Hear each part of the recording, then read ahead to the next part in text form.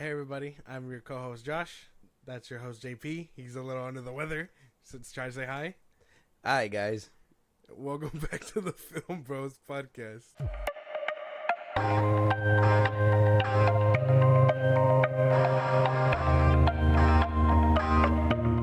Okay, well, like I was saying, he's a little under the weather, so I'm gonna do my best to keep things rolling. I'll still be in these conversations. Yeah. We'll still have the To topics. Yeah. But I gotta save and conserve my voice as best as I can, especially if I'm gonna deliver most of these topics. It's gonna be pretty tough for me. But Josh, you had something to say. Okay, I'm listening. The Oscars were last night. I don't know if we have anything lined up, but I saw something on my timeline that I thought was interesting to talk about for a cool minute.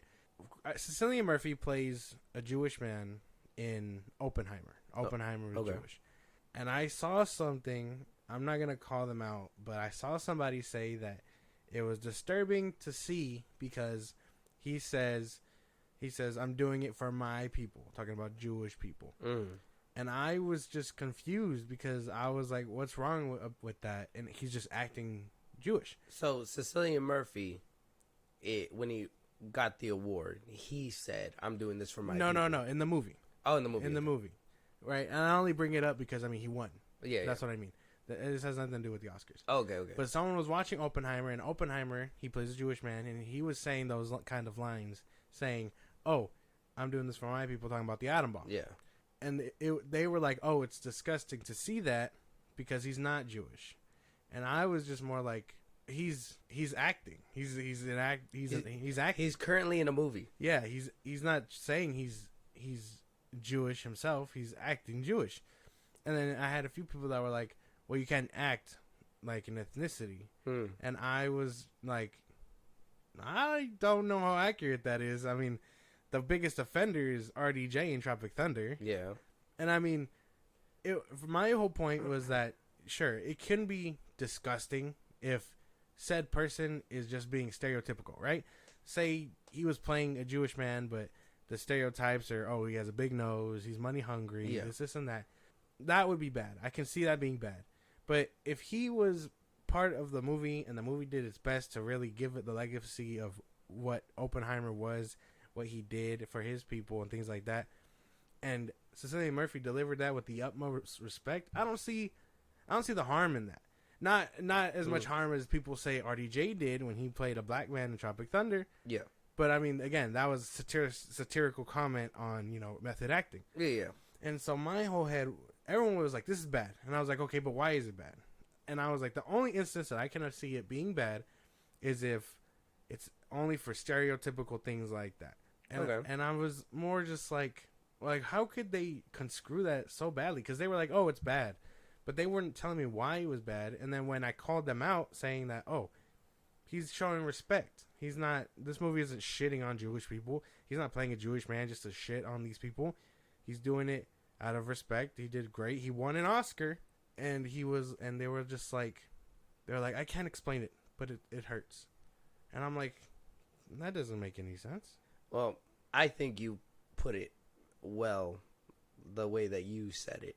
The way that I say it, though, and I'm going to tell you right now, that is the most ridiculous shit I have heard. I think people just like to argue. One, with me, first of all, I seen The Help recently. Yeah.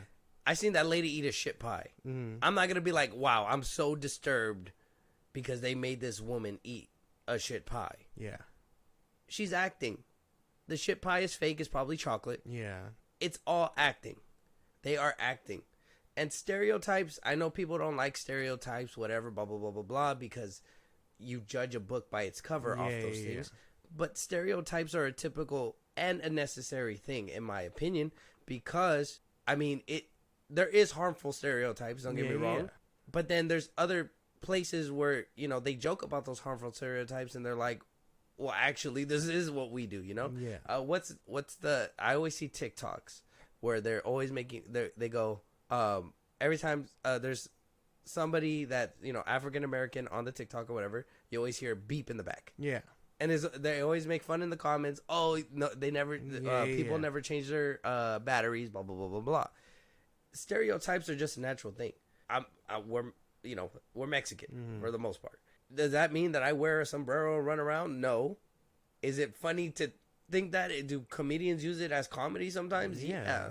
It's stuff that happens. George Lopez, when I was a kid, I'd wake up at 3 o'clock in the morning, and there's this one episode where, he puts out a statue of a Mexican sleeping with a sombrero. Yeah. And they're super offended about it. They don't like it, all that stuff or whatever. But George Lopez still in the episode was making fun of it, whatever, blah, blah, blah, because you could still make fun of harmful stereotypes as long as they're in good taste. Exactly. It's not like Cecilia Murphy was walking around offset with a Jewish nose, money, blah, blah, blah, blah, saying that this is how Jewish people act. Yeah. He was doing it in front of a camera, acting, getting paid to do this, by the way. And maybe this goes up the alley of, like, people wanting accurate people for the roles, right? Yeah. Oh, I want this Jewish actor to play this Jewish character. Yeah. I want this white redhead to play who is it? Mary Jane, right? This is what they want from people. So, I mean, it's like, can we not have Zendaya as Mary Jane? Does she need to be white with red hair? No, because I don't think that's what's necessary. What's necessary is, can they act?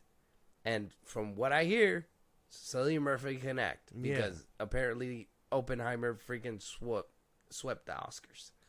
Yeah, and that was their big thing because they were like, oh, it lacks representation. And representation is a big thing. I'm not saying not to have that. I'm not saying that it shouldn't be what it strives for, but I understand very niche things are going to be found in Hollywood. Yeah. People want Romani actors for Scarlet Witch and, Doctor Doom. He's the next big villain that people really want. Mm-hmm. They want him to be Romani, but there's rumors of Henry Cavill possibly taking it. And it's the day that they get acting clans in every single place where you can get diverse characters. Yeah. Then that is the world where we can live in and be like, okay, these people are top of the top. They could be actors. Not everybody are good actors. Yeah. There's great actors, the people that reach great heights that people will never see. And then there's actors that just fall short. I guess that's the question. Would you rather have the representation with a bad actor or get a good actor who will portray these feelings, these emotions, show the grind that they have? They're just not actually, but they look like us, right? They look like us or whatever, but they're not actually whatever the race that they're supposed to be. I mean, I'd rather have a great performance because at least then it's like, sure, we couldn't get, a Mexican to be in this position, but he did well enough and gave respect to the people that he's trying to act like and did very well. Like, that's where my head would go. At first I even thought Shia LaBeouf is gonna be a cholo in that tax collector movie. Yeah, I was like, why would they do that? Like, why wouldn't they get an actual Mexican person to play that character? Yeah, but then you see Shia LaBeouf in it and you're like, well, he acts like a Mexican. Like, exactly. He's doing all the right things that he's supposed to be doing. So that means he studied on it. He made sure that whatever he was portraying. I fucking watched, this is a great, if you guys haven't seen it, go watch it. I watched Ricky Stenicki. Okay. John Cena plays an actor, right? And he goes in there and he goes, Amityville Horror. He wasn't playing Ryan Reynolds. He was playing a different character. He was playing somebody. So all that argument, I hate when I see that on my timeline too. When people argue about, representation, blah, blah, blah. Representation is good. I understand and I believe in that as well. Yeah. But there is no point to sacrifice a performance for somebody just to fill a slot. Yeah. Really. That's really what you're looking for, is just to fill the slot. And I mean, I only, not to sound any type of way, but I only know 2 Jewish actors. I know Adam Sandler and I know Albert Moss, the dude from The Bear. Mm-hmm. Those are the only 2 that I know that are actively Jewish in Hollywood. And are doing good things. Exactly. Yeah. Everyone else is kind of just... I think Paul Giamatti is too. Yeah, maybe. I don't really know. And but that's the thing. And I only know those 2, and they do really well. Adam Sandler has movie after movie where he implements his religion. Yeah. So he's not going to take up every role, you know what I mean? He couldn't be Oppenheimer, right? So I don't know. I was just really irked by this conversation. I was like, well, it would be fun to talk about it. So yeah. Well, I guess that's a question for y'all. What would you guys rather have? Somebody who plays the character well, but looks the part and everything, but is not that ethnicity or that race or whatever? Yeah.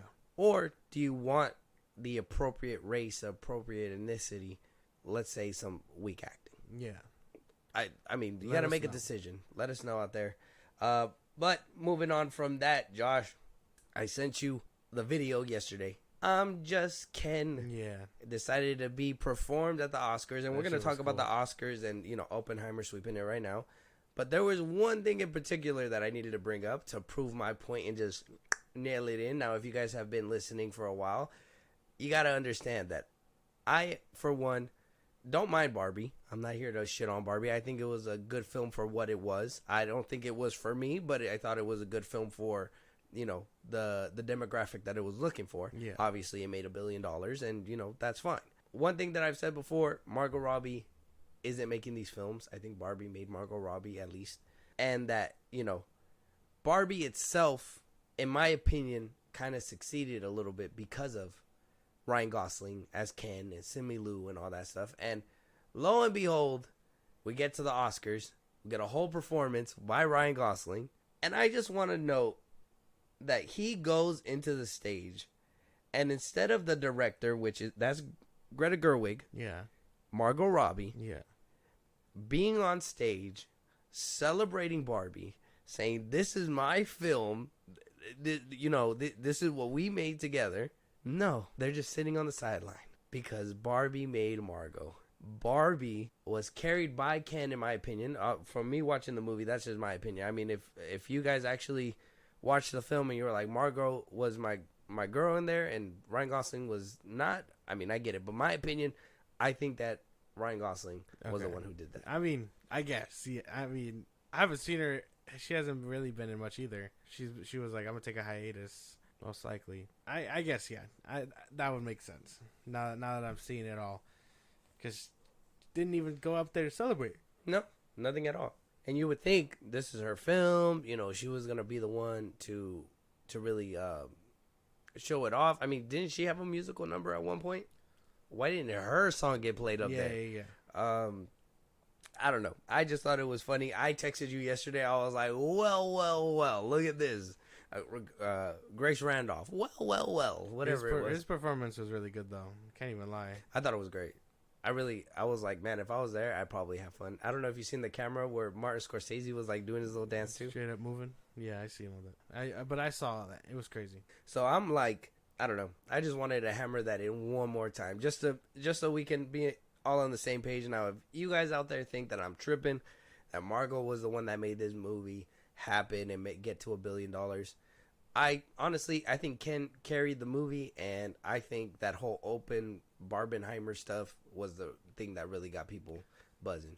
But then again, you also saw the demographic, and it was mostly female watching Barbie. So, I mean, I really don't know, but I'm thinking a lot of people like the Barbie brand. So. I'm pretty sure. But moving on, though, we got the Oscar winners, and we did get a sweep. And, I mean, I don't want to have to read everybody's name because we're just going to go down the winners. Last time I think we ran down everybody's names, and it just took way too long. So we're going to try to do it a little different this time, see if it helps us out. And plus, I'm sicky. I'm trying to do my best here. So, actor in a leading role was given to Cillian Murphy for Oppenheimer, going against Bradley Cooper, Coleman Domingo, Paul Giamatti, and Jeffrey Wright, all in that category. I mean, I personally haven't seen Oppenheimer yet. Now that it's an Oscar award winner, I probably might just do it just to be like, oh, yeah, you guys got to watch the Oscar winning movie.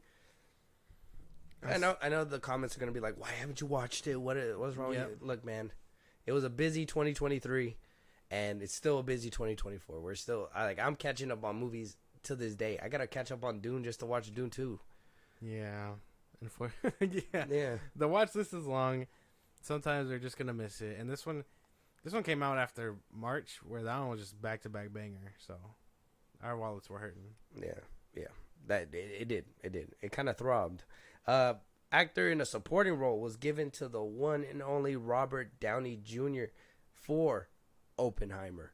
I I know a lot of people were giving him his flowers online. I personally was like, good on him. Like, he came a long way from going from that man who abused drugs and whatnot, you know, going to jail, being at the lowest point, becoming Iron Man, not getting an Oscar for that, and he thought that he honestly should have got it. I mean, I wish superheroes were more nominated in these kinds of things, and then to now being on stage getting a fucking Oscar, RDJ is just killing it. Could have been good. Changed it up. Actress in a leading role. It was given to Emma Stone for Poor Things. I haven't seen that one either. I need to watch that one. That's the one that I seen on Hulu the other day, and I was I'm gonna give it a look see. With Willem Dafoe, right? Yeah. Heard it was good. Didn't get to see that one either. Yeah, the watch list is just getting thicker. I know. We got so much to catch up on. Actress in supporting role was given to Davine Joy Randolph for The Holdovers. Haven't seen that one yet at all, but have you heard about that whole accusation that apparently plagiarism is happening with that film? I think I've seen it. Yeah, floating around somewhere. Yeah, apparently somebody made this film a while ago, and it's basically the same scenes and all that stuff back to, you know, from their script to there. Oh man. So I mean, if that's the case, that'd be crazy. Yeah, but that'd be tough. I mean, how'd he get it? How'd he get it? Basically, he fucking just broke into somebody's house and was like, "This is mine now." Probably. Whoever wrote the film, we're watching you. Animated feature film was given to The Boy and the Heron. That's cool. I know a lot of people were like, "What? Across the Spider-Verse should have won that. It should have been Across the Spider-Verse." Elemental was actually in the running there as well. I think Elemental was actually a good little animated film too. I think Shamik Moore even was like robbed or whatever. He felt robbed. Yeah, he put out robbed on his Twitter, and everyone was like calling him bitter. So I mean, I didn't see The Boy and the Heron. I know that was the dude's last movie animation wise. So if it was good, I don't think I'll ever check it out. But good for him. It's not your cup of tea? No. Isn't it like an anime? It is, but yeah, I don't really watch like anime movies like that. Oh, okay. Got you. Cinematography was given to Hoyt van Hoytema for Oppenheimer. Another Oppenheimer dub. Costume design was given to Poor Things Holly Waddington. Like I said, I haven't seen that one either. All these movies that are... I haven't even seen Killers of the Flower Moon, and that's one of them. Damn, we are out of the Oscar touch. I know. All these movies that were Oscar nominated, I'm over here thinking that Bullet Train was going to get nominated. God damn. Documentary feature film. We don't care about documentaries around here.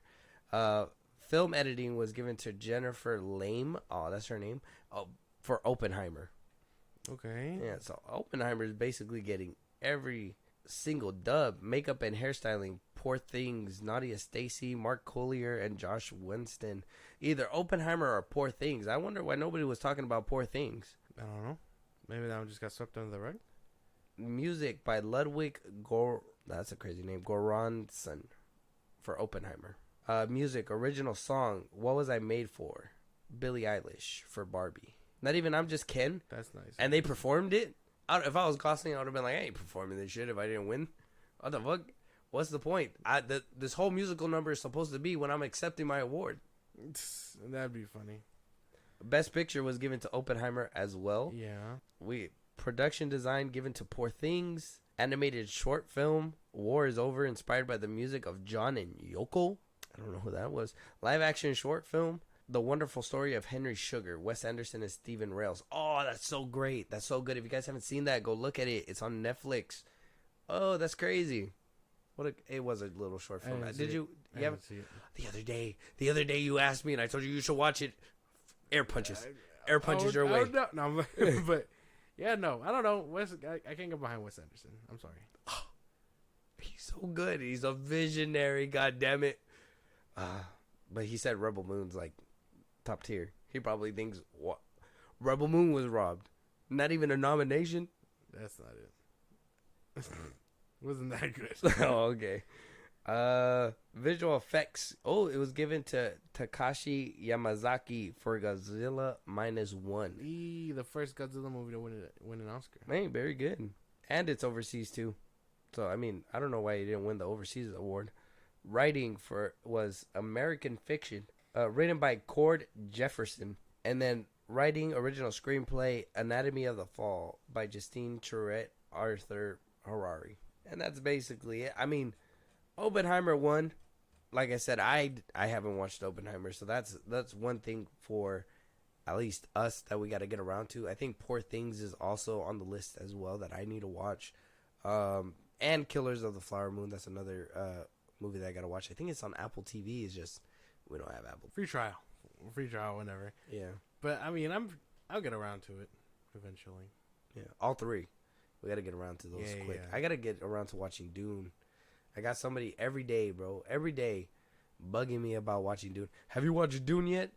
No, I haven't watched it. I don't know if Timothy Chalamet's my cup of tea. Don't worry about that. Just watch Dune. I'm like, what? If I can't get behind him, it's hard to watch him. It's hard to watch him. Yeah, but the other cast is stacked. I know, but he's the lead. So what am I supposed to do? Get behind him. Are you behind Timothy Chalamet? He's alright. I want to see him in Wonka. People are saying he has chops, but you can't you can't tell a person has chops off of 2 roles. You know what I mean? Like you got to see if he has range. Well, what 2 have you seen him in? Oh no, Wonka and Dune are like his biggest hits right now. Oh, so that's what you're gonna judge him off of? Yeah. Those 2. Mm-hmm. Until we see him again in whatever endeavor he's choosing. I think I forgot what the movie was. Yeah, I don't know what it is. I'm trying to get behind him. He looks like he might be able to do good work. It's just I don't know what it is. Maybe he looks like a douchebag to me. I don't know. That's insane. That's insane. I don't know what it is. I just look at him and I'm like, douchebag. Get that douchebag off the screen. Probably. Yeah, no. I'm sitting there watching Dune. Oh, it's a douchebag. What is he doing with a knife? That douchebag. I don't know. Saying what? Yeah, no. All jokes. I'm pretty sure Dune 2 is doing really well. That's what I hear. Unless it got stopped in its tracks by Kung Fu Panda, then I don't know. Yeah. I seen somebody on my timeline be like, go against the grain and be like, oh, Dune 1 over Dune 2, while everybody's like, oh, Dune 2 does way better than Dune 1. Yeah. And I was just like, man, motherfuckers be fishing, bro. Hella hard. I'm just like, everybody's leaning this way, and there's that one motherfucker that leans that way. It's just, Dune 1, I mean, I think Dune 1 had its boring moments. Yeah. Is it a lot of exposition? I feel like that's probably it. I don't think so. No? Mm-hmm. Yeah, I gotta watch it. I'll get around to it. It'll be cool. I was supposed to do it this weekend, but I've been sick. Yeah, I just been dying. Can't even watch a movie because they're gonna say something important and I'm coughing over them. I'm like, shut up. The people in the movie are gonna be like, hey, will you shut the fuck up? Yeah. I'm trying to deliver my line. I'm trying to fucking give a heartwarming. You know, I'm turning the TV off. Come back when you're better. When you feel a little bit better. But let us know out there, do you guys feel like anybody was robbed? Were you one of those people that thought Across the Spider-Verse was robbed? Did you watch Oppenheimer? Is it an Oscar-worthy movie like this? And, I mean, did you guys check out Poor Things? Because I think that was another one that was just winning slots after slots after slots. But, yeah, let us know out there. Moving on, James Gunn. Back in the news, and not just back in the news, but just on Threads in general. So apparently it got slipped, it got leaked. Jennifer Holland, his wife, took to Threads herself and basically confirmed that Peacemaker Season 2 is going to be filming this summer side by side with Superman Legacy.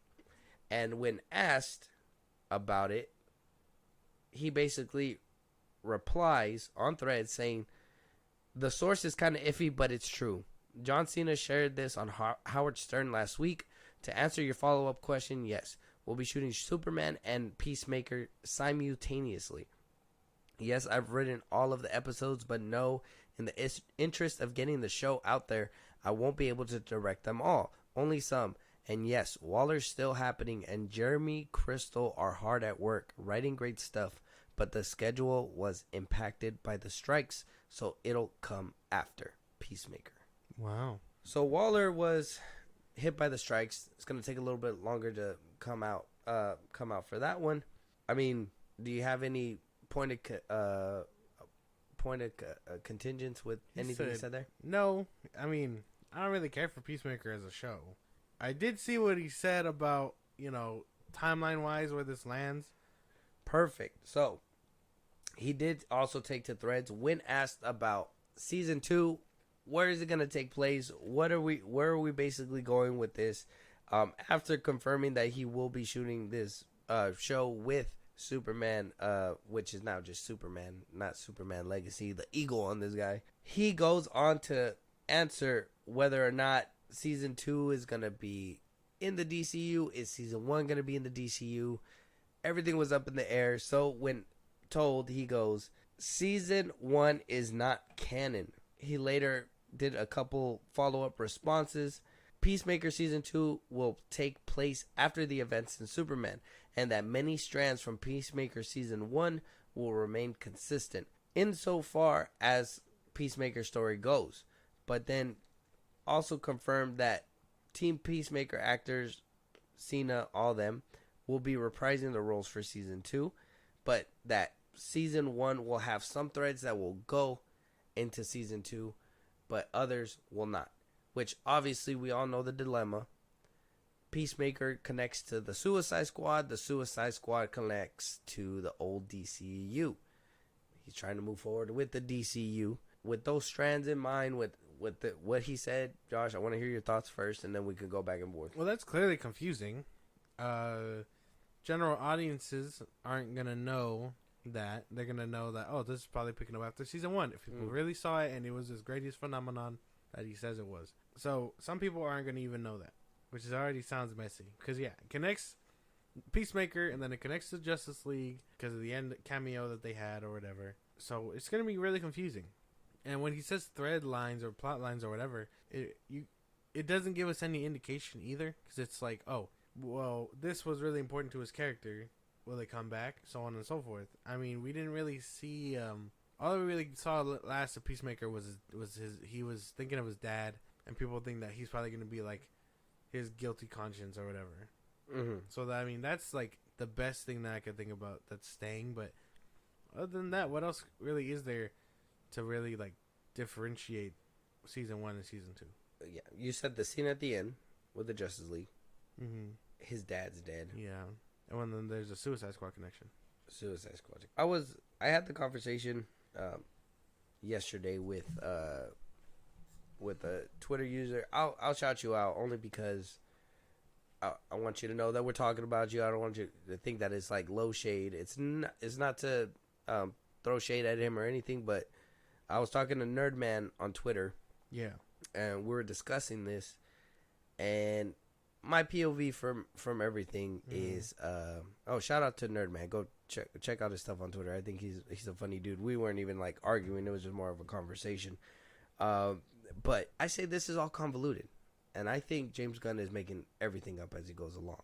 Some people make a point, well, general audiences probably never watch Peacemaker, so it wouldn't even matter. Then my thing is that if nobody cares about Peacemaker, then why not just reboot the whole thing? So it just puts me in a spot where I just think James Gunn doesn't know what he's doing. He knew that he has these hurdles that he's going to have to jump over. But I honestly 100% think that he's just making shit up as he goes along. No, yeah. I mean, and Nerdman's cool. He be talking about, like, all types of stuff, too. Yeah. Like, he was asking me about comic accuracy and things like that. So we have that normal conversation. But shout out to him. He's pretty chill. And then... he's obviously making it up as he goes, because there's no way that you go, oh, season 2 isn't connected to season 1, but some of the stuff that in season 1 is going to come to season 2. How does that make any sense? How are general audiences going to understand that? How are people going to know that this is taking place? That season 1 has a whole different Justice League, and then, season 2 just has Superman and no Justice League. Well, can I ask that question? Do you think general audiences care about Peacemaker? Do you think that they even watch the show? Not, no. So if that's the case, do you think that this is all convoluted for no reason? Well, yes, because eventually he's going to ask people to care, because he's saying he wants shows and all that involved too. So eventually he's going to ask people to be like, hey. And we're probably going to see Peacemaker in a live action movie again. So at some point. And depending on how many people saw, or how many general audiences saw that movie, it's probably like almost less than probably 50%, because like it came out during COVID. No one was going to the theaters. Like I would very much imagine general audiences have no clue who this motherfucker is. I think this is also that problem because it's like you're asking them to care for nobodies. I don't want to care for nobody. I want to care for Superman and Batman and all of them. Well, Superman is coming 2025. Oh, okay. Well, yeah, but you know what I mean. Yeah, I don't know. I just think it's convoluted. I think he doesn't know what he's doing, and by this point in time, concerned about where all this is gonna go, because now we're at the point where we're gonna have to consider this as non-canon. So what are you gonna tell all the people? And it seemed like it didn't really bother him to break this news, because I would assume there'd be, out of all the, it's one of the highest HBO Max originals, or one of the Max originals that came out at the time, blah, blah, blah, blah. I haven't heard any outrage saying like, oh, Peacemaker season 1, not canon. How can you do this to us, James Gunn? I haven't heard that. All I'm hearing is, this is fucking confusing. Why are you saying that it's not connected to season 2 and not connected to the wider DCU? It's not canon to anything. So to me, in my head, I'm just like, well, you know what I mean? That doesn't make any sense. Yeah. Yeah. I mean, it's clear he has no idea what he's doing, and he's just making shit up. And to have your wife leak that shit, bro, insane. Have some shame. Yeah, like I'd be like, what the fuck are you doing? Like, what are you doing telling people this? I mean, he did say that John Cena leaked it like a week prior. Oh, he did? Oh, okay. On Howard Stern show. I thought his wife was talking about it. Well, yeah, like, she talked. No reason. She tweeted it again. I don't think anybody heard when John Cena said it, and he made it a point to make it known. Nobody pays attention to John Cena like that. He had to get naked on the Oscars. He had to get naked. Exactly. That's what he needed to do.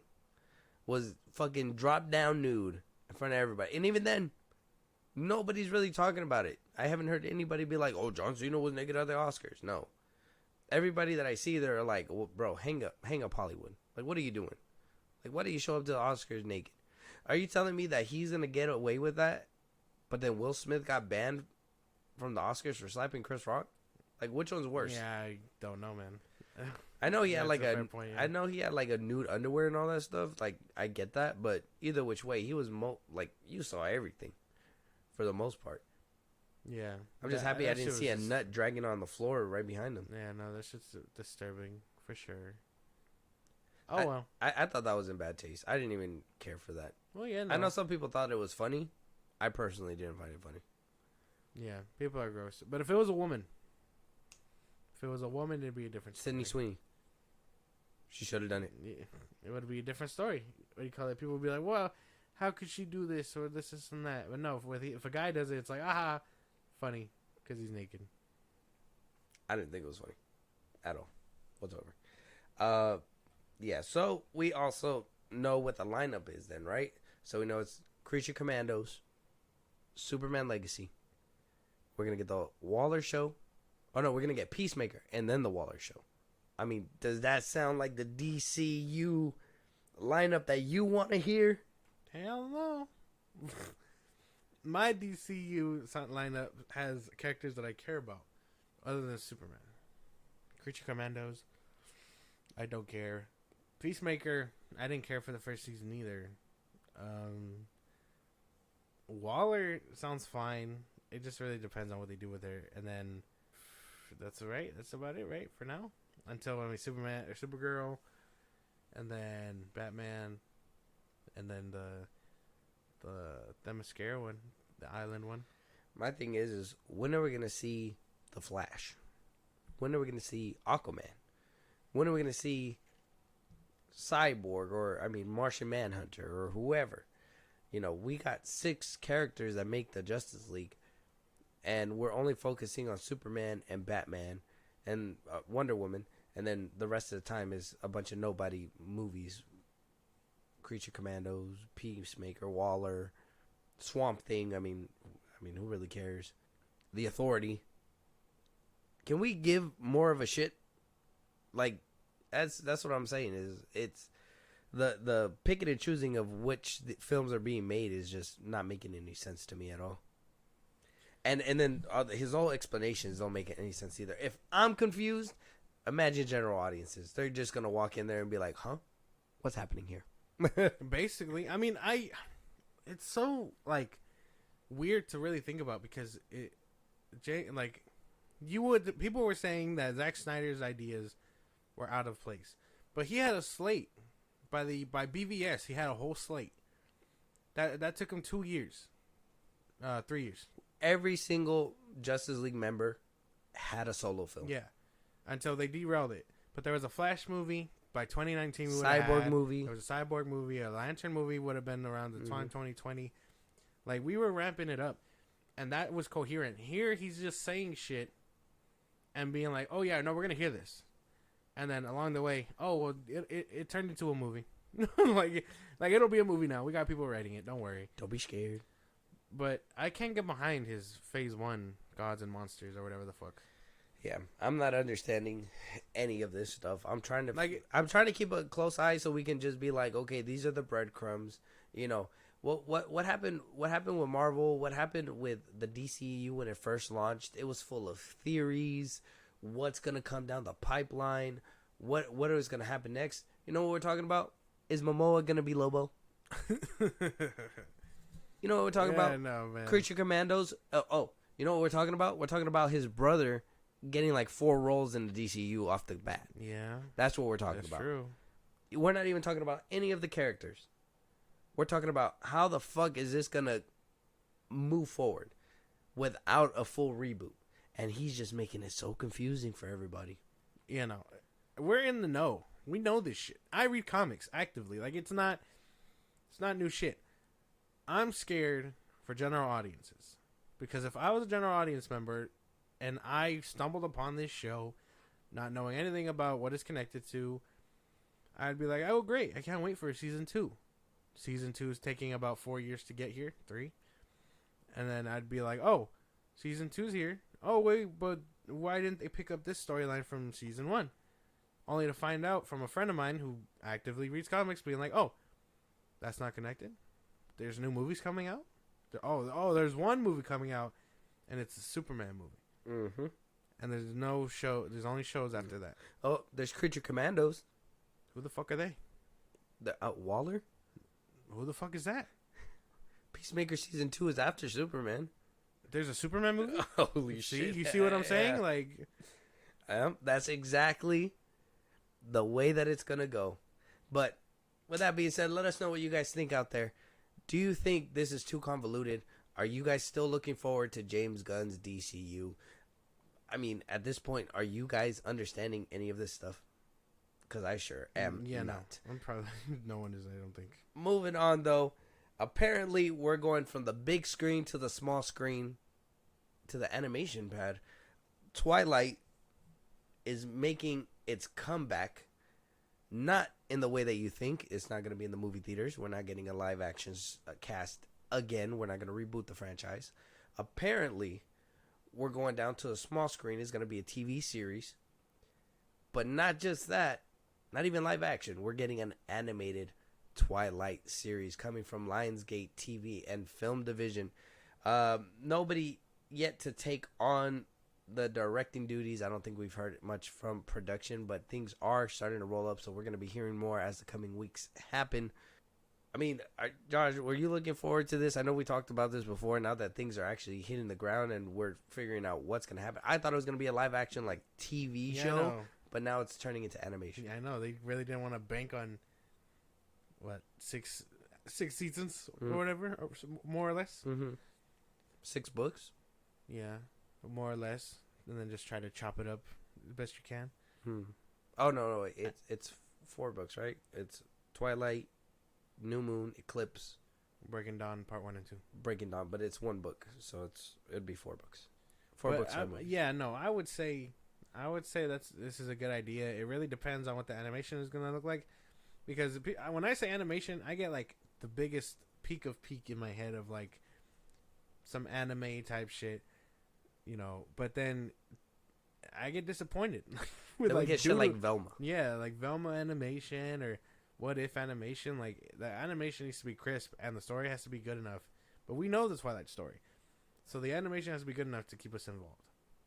Yes, and I mean, to be honest too, with the TV show and animation, I think Screen Rant kind of makes a point. I think it will have an advantage to obviously flesh out the story more, and also show more of like the vampire's abilities, you know, certain things that were in the book that probably you couldn't tell on the movie because, you know, it was just too expensive to do in live action, whatever it may be. But you can easily do some cool stuff in animation. Get some good vampire on vampire fights, some good werewolf versus vampire fights. Mm-hmm. I don't know. I think it's cool. I mean, I recently watched the Twilight movies. I don't have an issue with them. And I know what you guys are thinking. Oh, you watch Twilight like that? No, I have a girl. She watches Twilight, and I gotta sit there. Okay, if I make her watch Star Wars, it's a fair trade off. It needs to be what is it? There needs to be balance on this earth. Yeah, so that's basically what happens. But Twilight happening in animation form, I think it's cool. I hope it's a good cast because can we say Robert Pattinson and Taylor Lautner were kind of iconic people? Like, can you say that? Oh, I can't see nobody else in this role. I think only meme wise. I think they're replaceable, but only like memes make them memorable. Gotcha. Like everyone would see, like Taylor Lautner is like, "Hey, Chica, haven't seen you in forever," or whatever she says. Like people know him because he says that. Yeah. And then, well, I mean, he's arguably Pattinson is known as like the worst actor in those movies. So I don't know if he beat those allegations. I don't know if Batman saved him. But I mean, I don't even call him, when I say I know him, I don't even say him. I'm like, oh, he's in Goblet of Fire. Yeah. Or he's the Batman. Like, I don't really actively be like, oh, he's from Twilight. Yeah, I don't think anybody remembers him from Twilight anymore. He was in Tenet. He was in Tenet. If you saw that, he was in Tenet. Yeah, he was. I think he's done a lot of good movies ever since he left his tenure with Twilight, but a lot of people never... I know when he first got cast as Batman, a lot of people were like, oh, he can't do it, Yeah. I personally thought he could do it. I don't think his Batman's bad. I just think the movie's boring. That's it. You know? Yeah, he does good. I think he portrays it pretty well. He's a good Batman. He's a good Bruce Wayne, kind of, if your Bruce Wayne is edgy. Emo Bruce Wayne. Yeah, if your Bruce Wayne's really edgy. I think he was a terrible Bruce Wayne, but he does better than what he does in Twilight. So. Yeah. And then, well, everyone knows, what is her name? What is the actress's name from Twilight? Oh, Kristen Dunst. Oh wait, no, not Dunst. That's Stewart. Stewart. There you go. Kristen Stewart. People know her from Twilight. I prefer to know her from American Ultra, but that's about it. Like I think that's a movie with Jesse Eisenberg. I know. And Kristen Stewart. I put you on. It's a good one. Like I know her from that. So like I don't really know. Yeah. I don't know. Taylor Lautner hasn't been in much either. I known her for Twilight, but only because of the memes too. You know, when people do the whole thing or whatever and make her face and be like make fun of her. Yeah, she was trying to be edgy and early like 2000s edgy, pale white and dark circles around her. Yeah, it was crazy. It was a crazy time to be alive. You knew it was a crazy time because girls were just fighting over who was hotter. You were just like Team Jacob, Team Edward. And they would ask you, and you'd just be like, nobody. Who the fuck are these people? Oh, actually, you know what I'd say? I'd be like, I like werewolves. That one. Yeah. That's what I would say. Werewolves are cool. Yeah. But, I mean, I would say their performances only stuck because, well, they were the first iteration, and, I mean, they're fun to laugh at. Yeah. When I watch them back, I do laugh a lot. That's why. I think if they can get people who... Well, you don't really have a name or a face to the voice, but if you can get people who can just voice act it, I don't think it's a problem. Would it be a bad thing to bring back the original cast? If they're like, oh, it's just a voice acting gig. I mean, it wouldn't be bad, but I don't know if they'd want to tag their names again. You know what I mean? Yeah. They would want to move on to a newer generation. Especially after, like, I mean, these movies actively, like, stayed on them like white on rice. So... they took forever to shake the stigma these movies gave them. It'd be tough to, for me, I'd imagine it'd be tough to come back. Damn. Well, for them, I guess that makes sense. Sorry, Taylor Lautner. I was trying to get you a check, bro. He's the only one that doesn't do work. he goes around Taylor Swift and does flips and shit. Oh, he does. I seen him on TikTok where it was just him in the streets doing flips, and I'm just like, what'd you do, man? Like, you don't act anymore. You went from Shark Boy to like literally this like heartthrob hunk that girls were like fucking falling over. and you just let that go. Yeah, he could have had it. He could have had it all if he really went for it. I don't know what happened. The fall off is insane with this man. He tripped on his laces or something. Yeah. I don't know what happened. Tripped on his laces, rolled downhill. Yeah. Just never got back up. He did flips down the hill. He was like, if I stop, I'm gonna tumble. Yeah, So yeah, I'm just going. Gotta get control somehow. Yeah. With that being said, let us know out there what you guys think. Are you guys excited about a Twilight TV show? Do you want to see the main cast return to maybe at least voice act, kind of like Scott Pilgrim, what they did? Yeah. I mean, that show, give or take, was good or bad. I don't know. But let us know out there what you guys think. And it's an animation, so if you guys are excited about that, let us know. Moving on, though, the Halloween TV series. It's happening. It's happening. We're getting down and dirty. We're getting to the point of it. We got a letter from Mark Helwig from Miramax. It says here the foundation of its original film, the John Carpenter movie, the characters of that film, and perhaps a group of characters that we haven't really focused on that much in recent film versions or even a number of film. It's a creative reset completely, and going back to the original film as opposed to spinning out of any of the more recent film adaptations. We're on a fast track. It's a big priority for us. We've had lots of exciting conversations in recent months with a number of really talented people, and I think we have a pretty good idea of what's going to be happening very soon. We're hoping to lock down the creative team very soon. Mark Helwig, Miramax. So this show is not only going to be revised as a TV series, but we're getting a whole creative reset. They're starting from the beginning again. A reboot. What are your thoughts? This sounds like a fucking disaster. I don't know. We gotta move forward. You guys are trying to be innovative, but you won't have the balls to move forward. That's the problem. Like, at least with the movies that came after the first one, there was ideas. There was plots and things like that. Things to flesh out. With nice concepts that I'm sure would have been really good if they just landed the mark.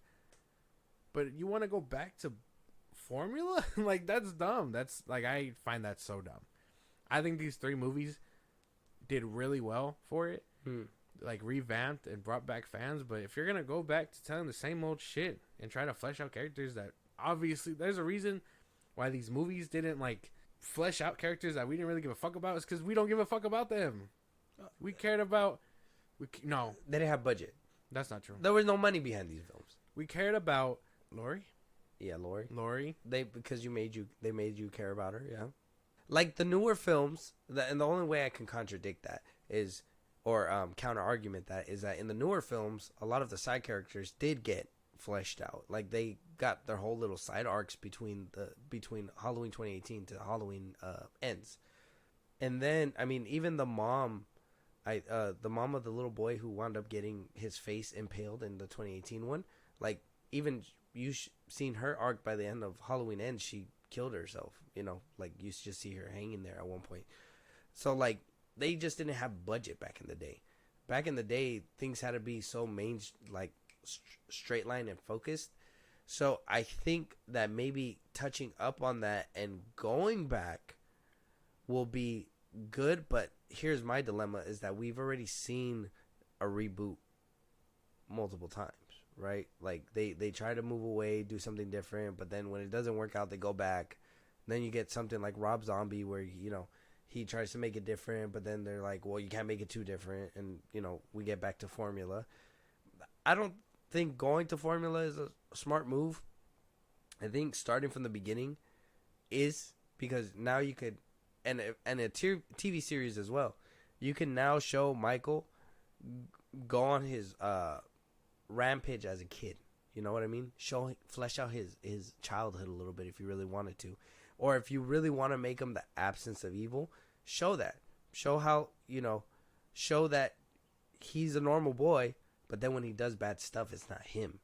And then eventually it winds up taking over, where, the fateful night happens, and then go on from there with the rest of the TV series. But I do think that you're kind of reaching with that one because they were broke back in the day. I'm not talking. Well, I wasn't talking about that one movie. That one movie was, I won't even hold you, classic, but boring as fuck. For the last three, they developed the characters that we saw. The little boy, Tommy Doyle, whatever the fuck his name was, like he was a grown ass man when we seen him. There was things that they brought in, but they should be like innovating the story. And I'm not saying make Michael part of a cult or some bullshit like that. I'm saying just if you're gonna explore these routes, don't just make him evil. Exactly, finish it out. Oh, so you want him to have like a motivation and all that? Well, stuff. I mean, something that changes the game, like something fun and interesting. That's true. Because I mean, some people might say that it got a little interesting with Halloween Ends when it was like, oh, Michael died. This is the new evil. The guy Corey, yeah. So, me personally, I didn't take that well, because I think when I think Halloween, I think Michael Myers. So if we're gonna do Michael Myers, I think obviously, in my opinion, they shot themselves in the foot with the 2018 one. I think we already seen Laurie and all that stuff. They should have rebooted the franchise there and restarted from the beginning or whatever. But that happened with Rob Zombie, so they decided to do what they did with those.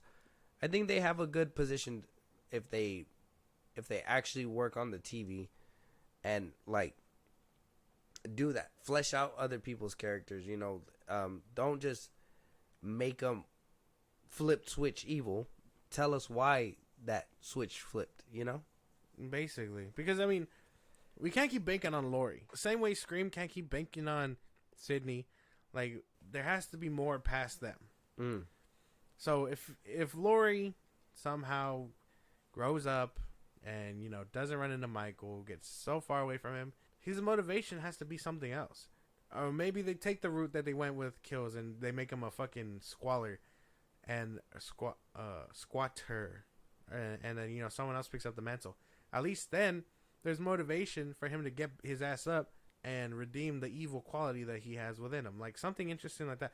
I think the show just has to be really innovative to get people to really be invested in this character again. Oh, I don't know.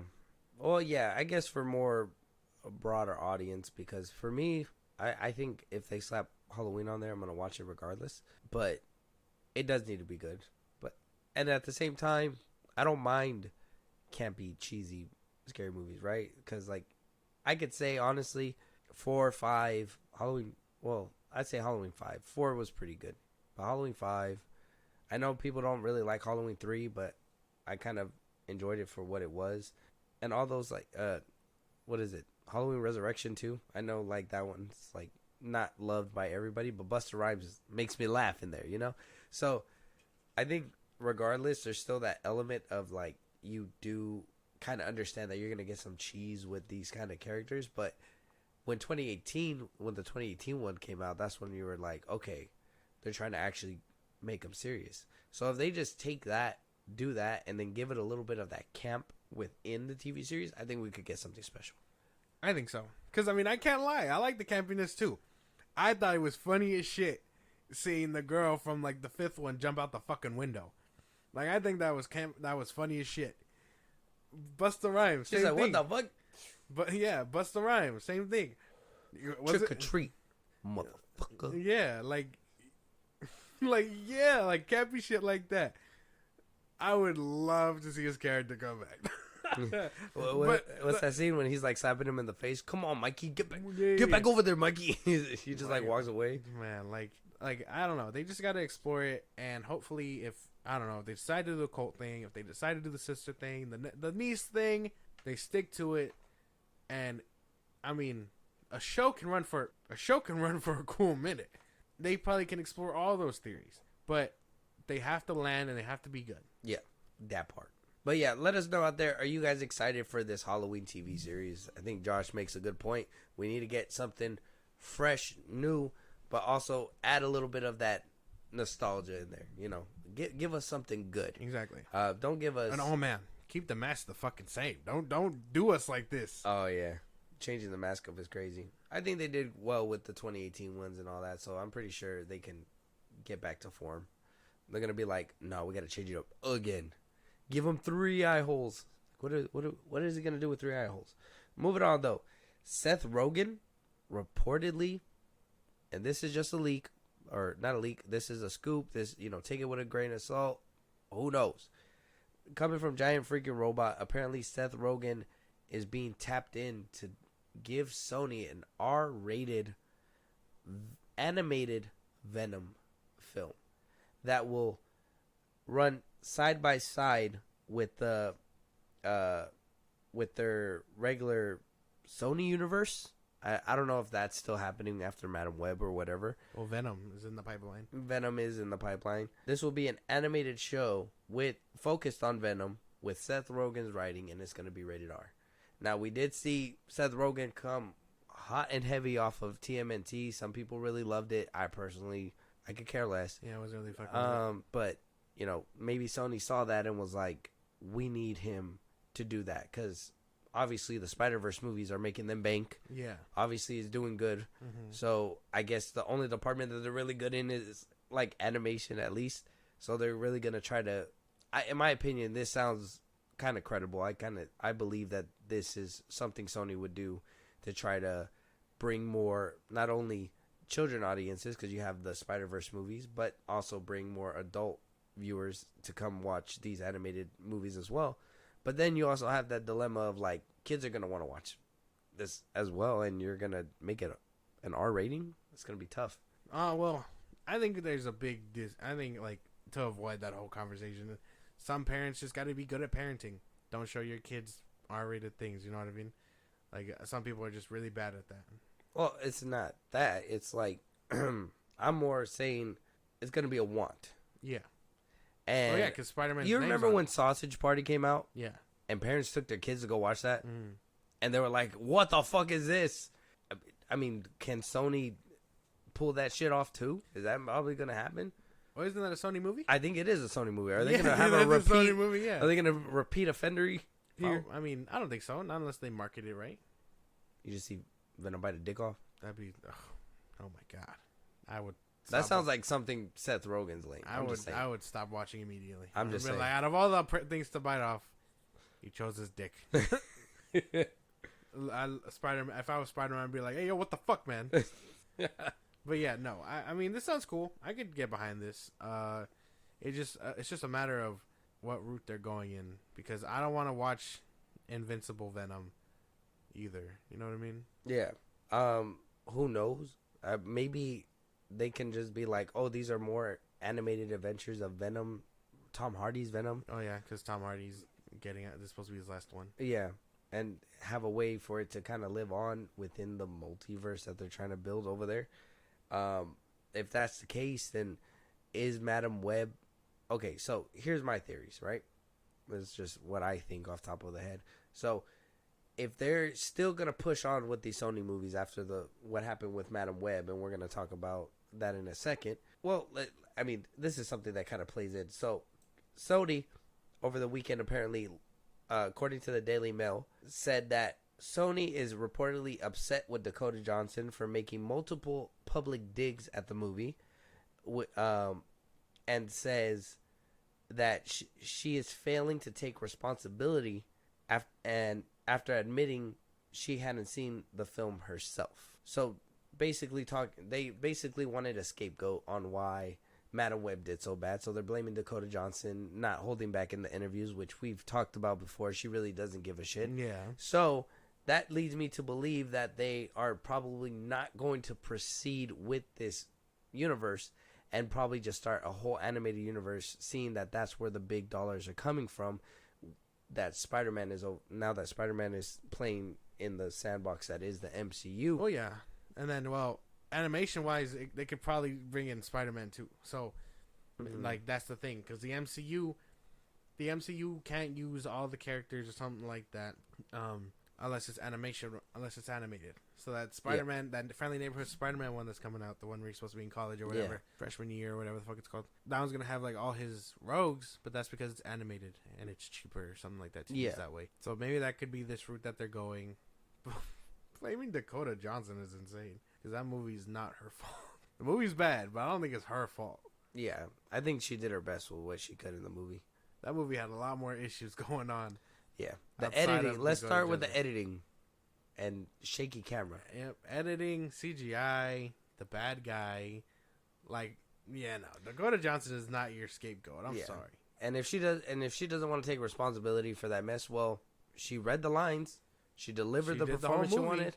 Yeah, she did the whole movie. It's not like she was like doing the shit on purpose. She probably had a really interesting idea and was really excited to be there and do the stuff, but then, well, the movie fucking sucked, so it just didn't pan out. And honestly, I wouldn't say she's bashing it, but the fact that she's just like, well, I never saw it. Like, I don't think that's bad. Oh, I think she's gonna bash in it. I'm with her on the bashing. I think that Sony deserves it, because I personally believe, and I think she probably believes too, that she was probably duped by Sony and thought that she was gonna be in the MCU and was not. So I think that she was technically bashing. I think Sydney Sweeney too. She went on SNL and was like, "You didn't see me in Madam Web." That's a slick diss if I've ever seen one. So I mean, I don't think these actresses are to blame for doing that. I want to hear from the villain. I want to hear from him. I want to know what the fuck happened to him and why he got 80 yards so hard. Like, that shit's insane. So I think that they have way bigger problems than worry about Dakota Johnson and all these people that are digging at this movie. I think it's rightfully so. I mean, we did talk about it with last episode with Sophia Boutella when she was, defending Rebel Moon and all that stuff from all the critics, and I think that's honorable as well. But I think a movie this bad, you can't just stand in the way and be like, I'm gonna. It's kind of like what Halle Berry did with Catwoman. She knows how to point and make fun and be like, yeah, this is an objectively bad movie. You know what I mean? Like, it wasn't made right at all. I took my shot at it. I signed on for it, but it just wasn't. I think she even accepted her Razzie when she accepted her Oscar for a different film at the same time as she took her Oscar to the Razzies while she accepted her Razzie for Catwoman. So, I mean, that's a fat ass flex. Yeah, there's some times where, you just got to point at your shit and laugh. And Sony being like, hey, Dakota Johnson, you laughing a little too hard over there. It's like, well, I was in the damn thing. I should be laughing. Yeah. You fucking made me into this. You made me fucking a Grand Theft Auto junkie who runs into people. She stole multiple cars in that film, by the way. Multiple. A taxi, an ambulance, and she rammed them into things. Yeah, both times. Yep, it's fucking insane. Are you fucking telling me? We didn't talk about this or anything, but the scene where Ben Parker pulled her out of the ocean, did he just jump? Did he fucking just dive off the edge? Probably. No way he could have lived. He dies right there. He doesn't become Peter's motivation. Yeah. She has to walk up to him. Sorry about that. I see now. Like, he was supposed to play a role in your future. That's just insane. So, Sony complaining about that's crazy. And them putting their chips all into animation might be the smartest thing that they've done lately. I would have been like, maybe scrapping Madam Web would have been the smartest thing, but, it's too late. You can't win them all. Yeah. But, I mean, I don't know. I don't know how to feel. I think Seth Rogen doing this could probably be really good. Hopefully the animation style is good, because I was not fucking with Team and T's animation style. Yeah. The animation needs to be good. For something like this, it got to be like up Spider-Verse. Yeah. We don't know if we're going to get that. Yeah, but. I don't know. If Sony flesh out that dinero, who knows? Oh, well, let us know out there what you all think about Seth Rogen doing a Venom project for Sony. And then, if you blame Dakota Johnson for Madam Web, I don't think it was her fault. There's a bunch of things wrong with that movie. Definitely not her fault for any of them. Honestly. Moving on, though. Will the damn game to film curse end? And apparently, we're not going to find out anytime soon, because I don't know if we have another game film coming out anytime soon, do we? Well, Super Mario Bros. Kind of broke that. Fallout's coming out. That's a show. That's a series. Yeah. Oh, okay. Uncharted didn't break it. That shit was ass. Assassin's Creed? No, that shit was ass. So, Sonic's like best one. Sonic too. also. Yeah, a lot of older hit or games, miss. Well, we're coming around to another game to film adaptation. We are now getting Watch Dogs into could be good. A live action film with Talk to Me star Sophie Wilde starring in the film. What? Oh, whoa. I already don't like this. Elaborate. I want Aiden. I want to see Aiden. I want to see him kicking ass, hacking shit, and doing shit. I don't want this. No. Fans are probably gonna be very mad at this. Yeah. And I know some people are gonna spin it because it's a woman, and I'm telling you that isn't the case. I'm telling you that you should probably start with Aiden. That'd be the smart thing to do. Aiden is like a beloved character. I know. I was hoping that we were gonna continue that character off onto Watch Dogs 2, but they kind of just did away with him, and we didn't get him till, I guess, Watch Dogs 3 again. Yeah. I haven't played that one. I heard it sucks, and I try to play it. It's just not. It's not playable. But the first Watch Dogs with Aiden, that was a great game. That story was amazing. By the end of it, I think this game was kind of like one of the first ones where I actually played through and I understood the story. You know when you play stuff as a kid, you really don't get it in the first time around. Kind of just doing shit. Yeah. With this one, this is one of the first ones where I understood. I know there was one when I remember when I first started when I first tried to play Arkham Asylum, I couldn't leave the beginning of the game because I didn't know where to go or nothing. It was too confusing, and the games were just too confusing. But Watch Dogs, I fell in love with this one. Aiden, the relationship with his daughter, everything that he had to do in order to get to the point that he did at the end of the game. This is a film that I was hoping I would hear somebody cast as Aiden for sure. Yeah, this is a beloved fucking game. Like, Assassin's Creed had its fandom and all that, but I think everybody respectively understands that Watch Dogs is a great franchise and that the third one fucking sucked. But anyway, this doesn't sound good. This already sounds like it's off to a rocky start. No, I don't know if this is breaking it. Not without Aiden. Yeah, and we're not getting a very well-known director too, because being directed by acclaimed French genre director Mathieu Turi. Who the fuck? I guess he's known for writing the Netflix original sci-fi Oxygen. Didn't see it. 2016 Blacklist 02. No. Yeah. I don't think this one is breaking the curse. First of all, the game is complex. The whole being able to hack into certain things, like there's certain aspects of the game that I would want to see translated into the film. I don't know this director. I don't know if he has the chops. Hire Michael Bay. That'd be insane. Matthew Vaughn would be good. After seeing Kingsman, I gotta watch Argyle. I've been hearing some things. After seeing Kingsman, an action scene where like he's like using his fucking stick, his little baton, whatever the fuck it's called, like that. Oh man, they'd go so hard. And then using his phone to hack, like I could see him doing something like that, but with Aiden, not this random chick. Yeah.